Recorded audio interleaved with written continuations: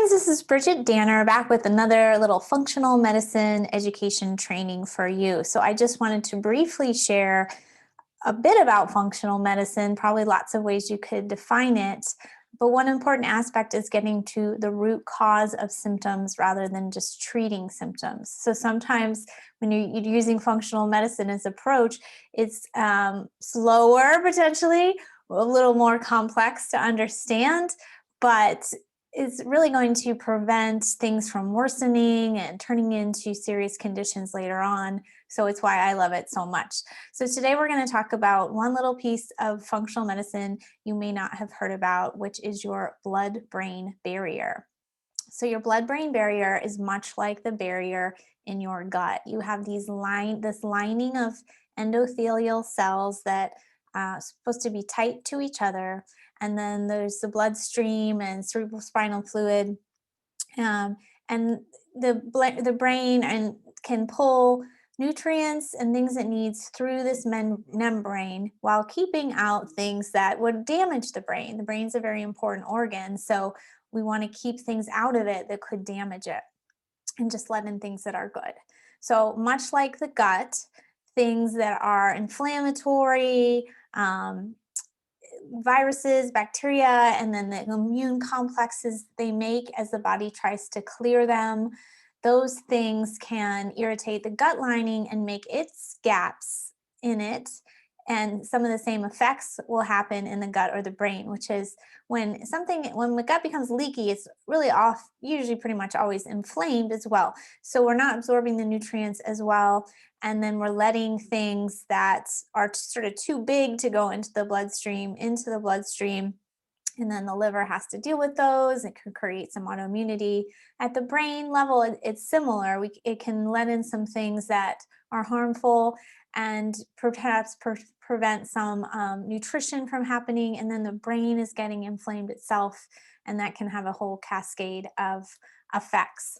So a few reasons why you may end up in leaky brain. Well, actually, let's start with maybe some of the symptoms.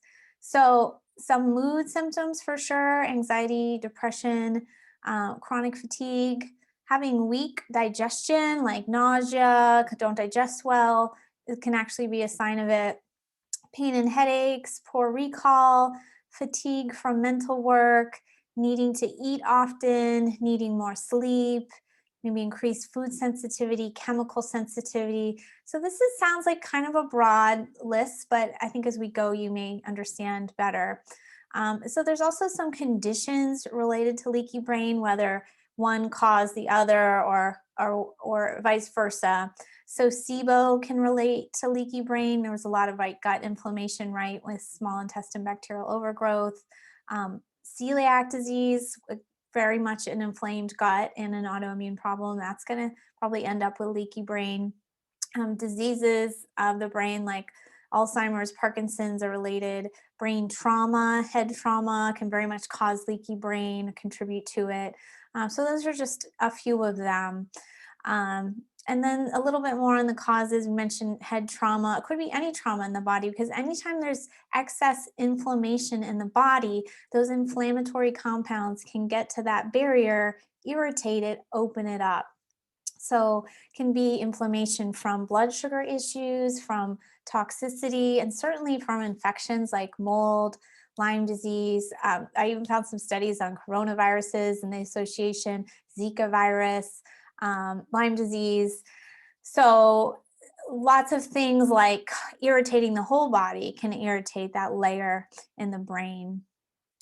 Let's see. So leaky gut, I mentioned a bit, is probably one of the most common ones because as a society, our guts are so messed up. So the more you can do to heal the gut, avoiding kind of irritating foods for you that could be like corn, dairy, gluten, certainly, that can help a lot for a leaky brain, even as you're healing the gut. I have more about it in the article because there's a lot to it. Having more fiber is also great. Probiotics have been studied to be helpful. And we sell a lot of really specific products to help with these things. I want to highlight toxic mold because that was really how I got a leaky brain.